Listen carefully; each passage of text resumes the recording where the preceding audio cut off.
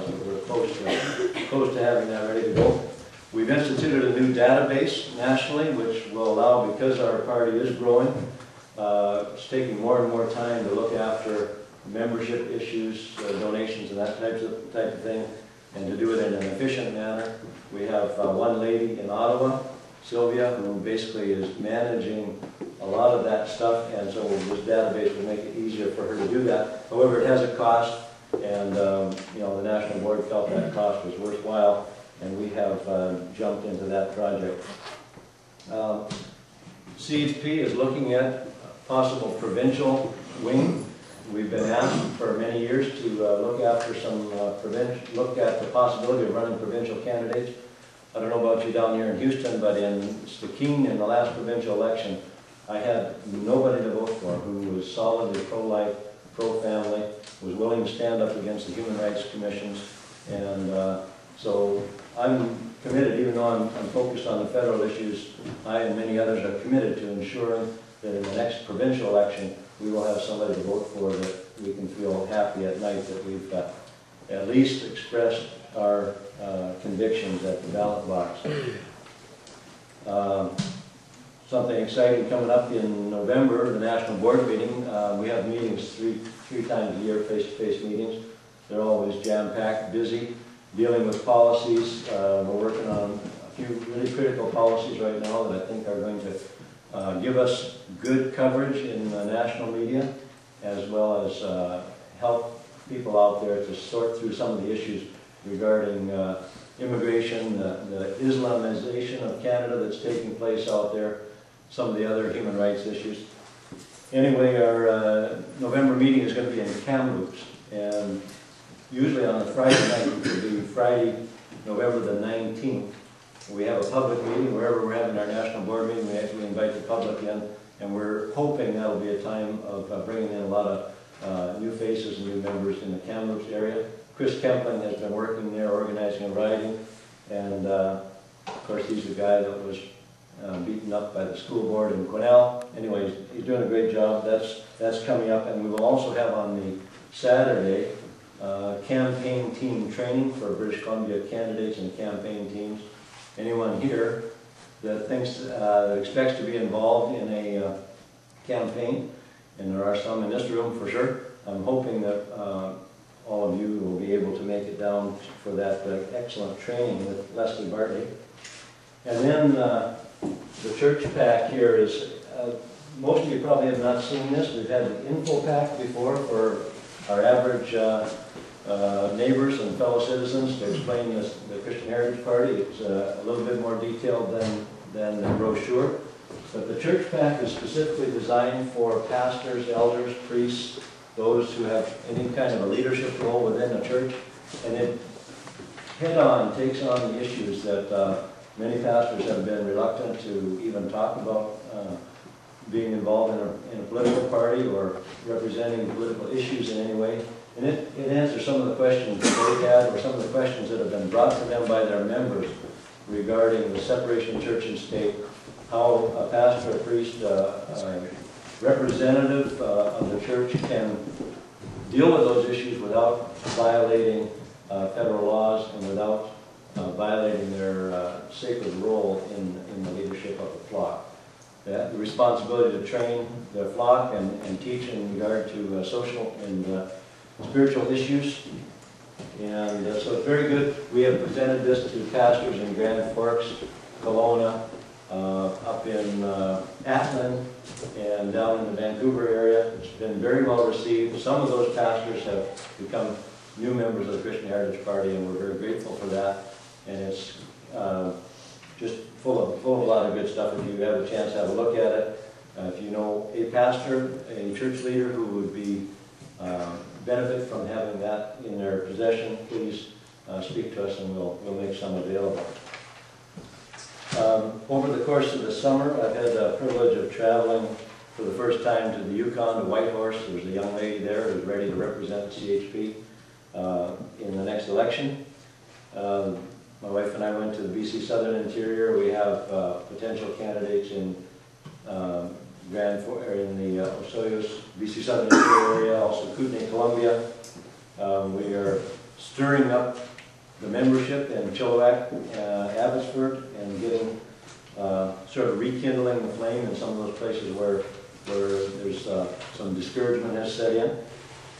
We're looking for candidates. If you know a candidate or a person anywhere in Canada who would be a good candidate, who would be able to represent godly values well, doesn't matter if they're in BC or wherever they are, give me a call and let's talk about it, because we are looking for candidates across the country. In the last federal election, we ran 59 candidates.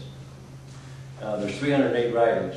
We will get better press, better coverage, and a better response if we are able to get the CHP on the ballot in more ridings. So that would be very helpful to us.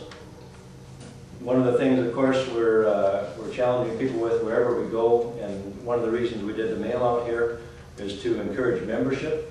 As I mentioned, that we have or it was read in the minutes, 458, 459 members in Skeena-Bulkley Valley. We're shooting for 1,000, and we're very close to 500. So all that has to happen is every one of our members just needs to sign up one more member, and we would be at 1,000. And of course, then we can do the same thing and be at 2,000. But anyway, we are convinced that if we had a couple thousand members in this riding, we would have a very good opportunity to take the seat.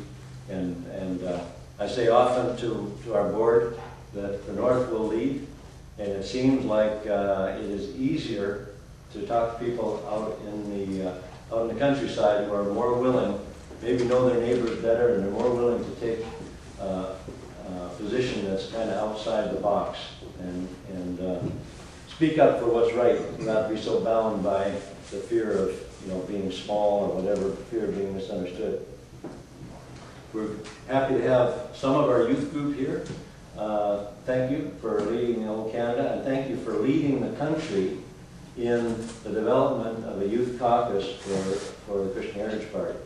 It's a real challenge in this riding, which is, goes from the Yukon border to Bella Coola to the Queen Charlotte Islands to Fort St. James. It's a real challenge for the adults, let alone for the youth, to grow the membership base just because of distance and other obligations. But this group has done an excellent job of supporting us, helping us with the Fall Fair Parade, the float, all those types of things. And we really appreciate that. Because of their work, there's now a youth group started in Ontario, because I shared their story in Ontario, and the young lady there took it on her shoulders to start a youth group there. And we're going to continue to give that message. So, when we say the North will lead, we mean that. Now I'm going to hand things over to Mike very quickly here. I just want to tell you that since Mike got involved, I'm not sure what date he actually took up the challenge, but over the past couple of years he has been moving into a position of serving his constituents, serving this country, and serving CHP as a candidate. He's done the work with some of his friends of setting up an electoral district association in South Surrey and White Rock, Cloverdale. I've had the privilege of staying in Mike's home, being in his church with him on a couple of occasions, meeting his 5 children, and his wife Jennifer, and just seeing the work he's done. He did an excellent job. A couple of weeks ago, I was standing in front of his group, and Mike introduced me, and we shared some things that night, and it's exciting. He's got some very animated and committed young people working with him to make their riding a success.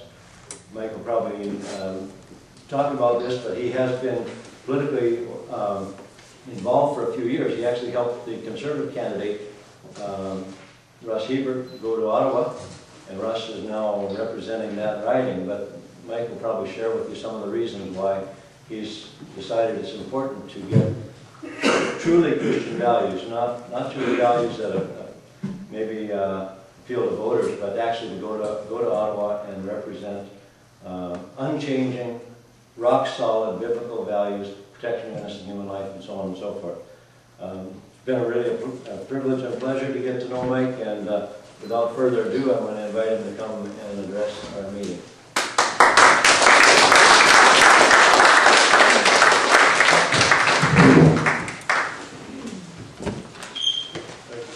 introduction, Bud. This is the first time that I've spoken outside of our home riding, so I'm not accustomed to such nice, warm, glowing welcomes. But I am deeply humbled by it and thankful that I can be here tonight. I'm very thankful that God has led me from the Conservative Party of Canada to find out about the Christian Heritage Party of Canada. That He has, as I would say, seen fit to pull me from the populist and power-driven environment of the Conservative Party to a party that I can now use my gifts to honor and glorify God unabashedly. It is truly liberating that instead of being encouraged to take my faith and stick it in my pocket, I'm encouraged to now shout out to the nations the message of what I know and believe to be truly better solutions for Canadians. I know so because the Christian Heritage Party of Canada is a party that finds its roots in the Word of God, and all its policies are derived from that. So yes, it's incredibly liberating, and I'm so thankful to God for His grace and mercy in taking me to this place, also this place here tonight. I need to also pass on greetings from our riding association. As Rod said, we're very new. We were recognized by Elections Canada on September 21st last year as an official EDA. So we just 3 days ago passed our 1-year anniversary. And we want to acknowledge our gratefulness to this riding association. From broad board to the 459 members, we look for your encouragement. And we also want to say that the whole country does. It's an incredible encouragement to see you folks here tonight, to see the youth here tonight. And we want to say, keep up the good work and just press on. How many of you recall these sayings? Honestly, I want to raise of hands here. I wonder who will fight moral pollution. I wonder who will defend families. I wonder who will protect children. You guys remember that from anywhere? A few hands. Mark? Blanks there. Nothing. You told me that you went to the fall fair. I'm sure that most of you recall these sayings from your entry in the recent fall fair parade, as well as the booth that you hosted during the fair. Rod informed me that each year there is a theme for the fair, and that this year the theme was the wonders of the Bulkley Valley. Well, from all verbal reports, as well as a few eyewitness accounts from my family and my lovely mother-in-law sitting here, your participation was well received as you tapped into that theme and gave people cause to pause and think, not only about the stark beauty of this small snippet of God's creation, but also some of our responsibilities and moral obligations as caretakers of it. Well, tonight I want to ask you to consider this. I wonder what our identity is as Canadians. Have you ever wondered what makes us Canadian, and what does it mean to be a Canadian? Wondered what Canadian values are and to whom Canadians are loyal to? Should you ask various people these questions about what they perceive our identity to be, you are bound to receive a plethora of answers. Not so long ago, you will recall, just this past February, Vancouver, British Columbia, and all of Canada, in fact, had the opportunity to host the Olympic Games. The Olympic experience was viewed by all who took part as something quite extraordinary, an event that captured the hearts of the nation. My family and I, we also had an opportunity to go downtown to take in the festivities, and as we look back on that period of 17 days, as well as the 12 days of the Paralympic Games that followed, we can observe that Canadians put their differences aside and let sports, and all things associated with sports, be the very thing that defined their identity.